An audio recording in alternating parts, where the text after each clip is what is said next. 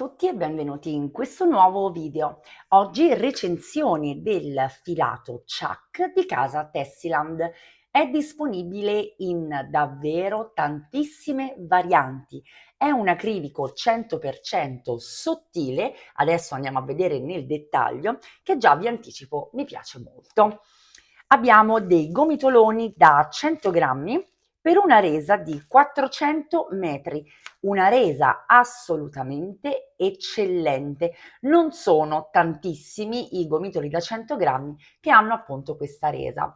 Tra l'altro il filato rimane piuttosto sottile, come già vi ho anticipato qualche video fa. Non amo particolarmente i filati spessi, ma per una pura questione estetica. Essendo piuttosto minuta, mi fanno un effetto ingoffante addosso e quindi preferisco utilizzare appunto filati più sottili. In questo caso abbiamo un suggerimento di lavorazione con ferri 2,5-3 e maglia 2,5.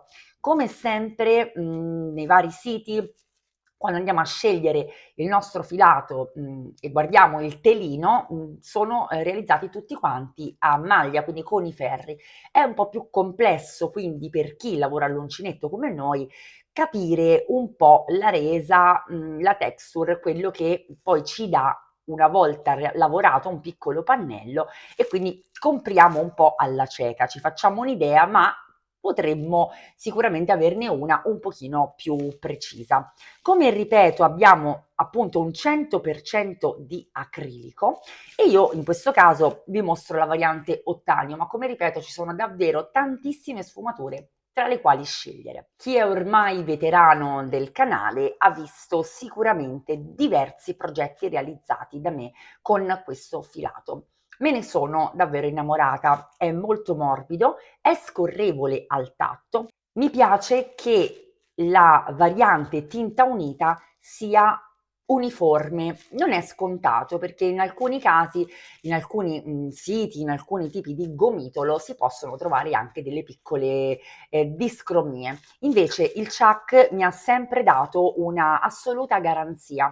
Vediamo come si comporta lavorato. Un pannellino appunto Charlotte con un uncinetto 3,5 si presenta in questo modo, quindi chiuso in realtà al punto giusto. Come ripeto, questo filato mi ha dato davvero grandi soddisfazioni, tant'è che ne ho acquistata una quantità industriale. Vi ricordate il cardigan cocoon? Poi ho realizzato vari altri progetti e ne ho ancora ben 400 grammi. Accetto quindi suggerimenti per futuri progetti perché è un piacere lavorarlo. Il prezzo è assolutamente competitivo e quindi sì, consiglio assolutamente l'acquisto se volete realizzare dei capi di abbigliamento che restino caldi, facilmente lavabili, facilmente lavorabili perché la lavorazione è molto scorrevole e che abbiano un costo molto più che abbordabile. Questo acrilico è sicuramente di eccellente qualità dal mio punto di vista. Io spero che questa recensione possa esservi utile, fatemelo sapere comunque nei commenti. Vi invito a iscrivervi al canale qualora non lo aveste ancora fatto e a seguirmi su tutti i miei social. Vi lascio i link in descrizione. Come al solito vi do appuntamento alla prossima recensione.